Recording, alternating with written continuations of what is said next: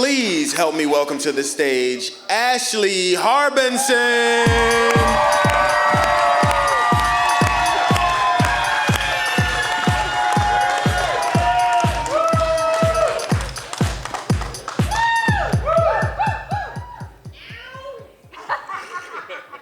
Caught red-handed. What a story for someone who rarely gets caught leaving her house. I stressed out all week over this story. I had nothing. I was mean to my family because I don't handle stress well. My husband was like, it's not my fault, you don't do anything. Which lit a fire under my ass. I was like, you don't know me, you don't know my life. You don't know what I'm capable of. I've done bad things. Maybe I'm so good at being bad that I don't get caught. Did you ever think of that? Which isn't true. So I'm going to share a story tonight of a time I did get caught, but only if you're ready to hear it. Yeah. Well, then buckle up, because it's going to be a dangerous ride. I didn't tell anyone. I'm going to John Deere this bad boy. Ready? Here I go. Okay.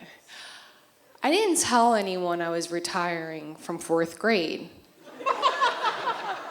There was no party, there was no cake. Just a 10-year-old who decided she's had enough. You see, school wasn't really my thing, right? Not academically, socially, because I was like this, except young.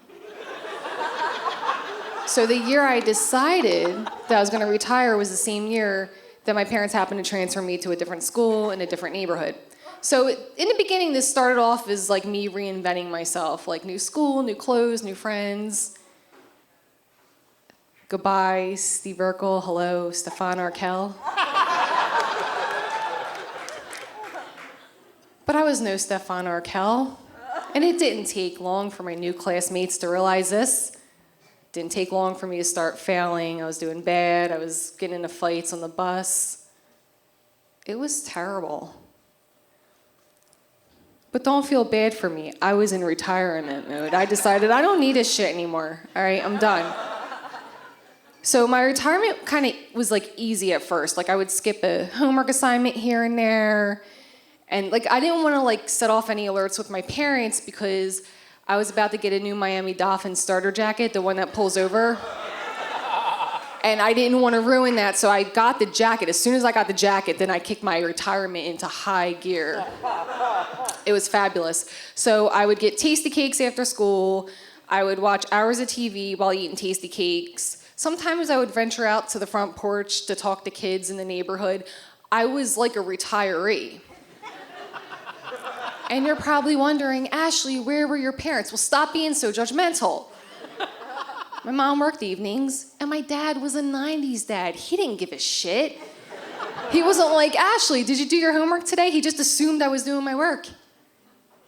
It wasn't hard to pull off in the beginning, but then my teacher started to catch on. She'd be like, Ashley, sit up straight, because I was just like slouching at that point, because my whole vibe was vacation.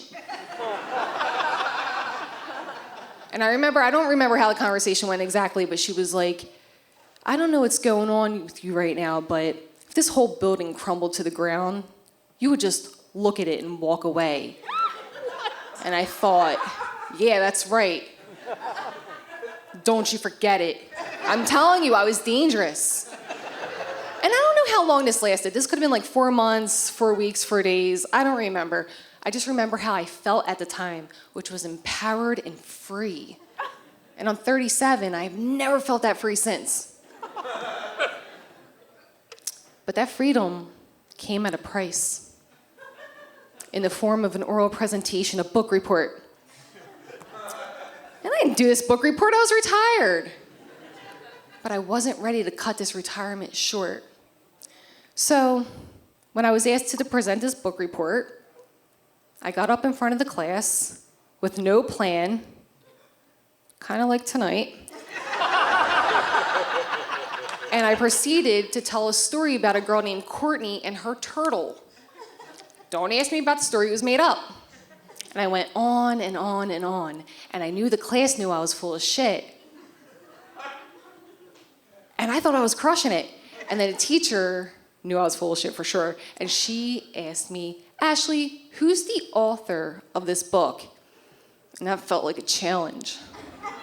So I looked her square in the eye and I said, Toni Braxton.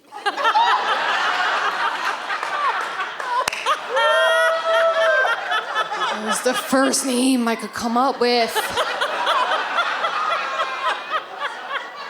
I was asked to be seated. And at that moment, I knew that my retirement had come to an end. Unless Toni Braxton wrote this book about a girl named Courtney and her turtle, I was screwed. It was the longest bus ride home. And I guess I was still hopeful or delusional or sociopathic, whatever. I was like, oh, like maybe Toni Braxton did write a book, you know? I can get out of this. I got caught. My dad was waiting for me at the bus stop. My parents found like a stack of incomplete homework assignments under my pillow, and our trip to Disney World got canceled. Well, that's what you get when you live dangerously. And I ended up like spending this summer in some program, and I went back to my school as Stephen Q. Urkel. But you know what? The truth was out. And any fear that I had of getting caught lifted. And I could breathe again. It's a Toni Braxton song, you guys. Thank you.